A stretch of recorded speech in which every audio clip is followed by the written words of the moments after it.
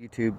So I'm replying to a comment with a video essentially to address it for everyone. I made a video a while back about the 16 verses of the Bible that are ripped out, and all the blue tabs are just markers for the page in which we can compare, such as Mark 11 verse 26. Jesus says, "But if you do not forgive, neither will your Father in heaven forgive your trespasses," or sins, because the NIV uses sins. But as you can see, there is no number 26. It goes straight from 25 to 27, because 6 is omitted. It's placed at the bottom, and not all versions do that. Only study versions do that. Usually it's omitted, and it is omitted because some manuscripts had it, some did not, and they chose to be part of the have-nots instead of the haves, like the King James Version was. Of course, this is the New King James Version, which is based off of the King James Version, which came out in 1611, and obviously NIV, ESV, NLT came out after, and all three of those versions have the missing verses. Matthew 18 verse 11 says, "For the Son of Man is come to save that which was lost." And it is omitted 10 and then 12. Now the guy in the video asked, well, how do we know that they didn't add these missing verses to the King James Version, and that this is the accurate layout of Scripture? Well, if you add, excuse my long fingernails, I play guitar. No, it's not what you think. If you add information into a sentence structure, it would change the numbering system, and it would no longer match the rest of the scriptures. And that's how you can cross-reference the translations to make sure they're at least numbered accordingly.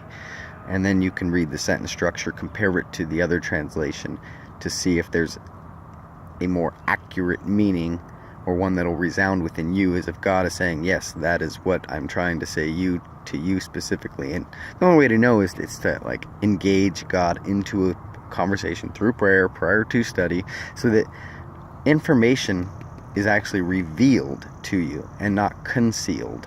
Because it will remain concealed to the non-believers that try to analyze this book. They won't get any knowledge from it. It'll sound foolish to them. And that's what Scripture says. But as you can see, this is more like a college textbook of Scripture, at least for two versions. They do have quad parallel Bibles where they have all four versions, but it's a giant map book essentially. It's 4 times the size of this, and I decided to just opt to study two versions because that would really help me, and I just highly encourage you guys to do the same. There's other videos about the 16 verses of the Bible, New Testament specifically, that are ripped out, but just know that the Bible is an encyclopedia essentially. It's 66 books, 44 authors.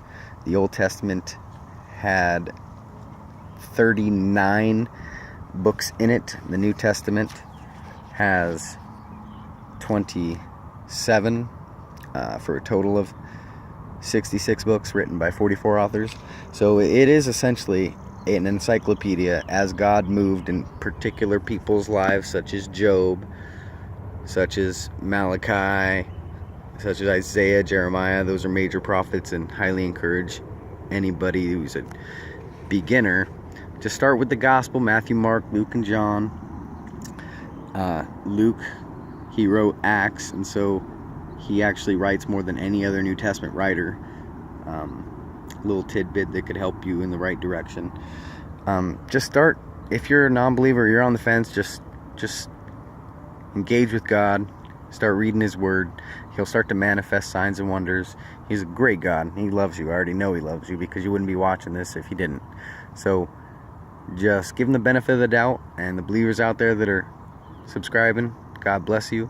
Continue to do your research, and God will reveal awesome, great works through and around you and those around you, and you're just going to see great progress in the future. I know it. God bless.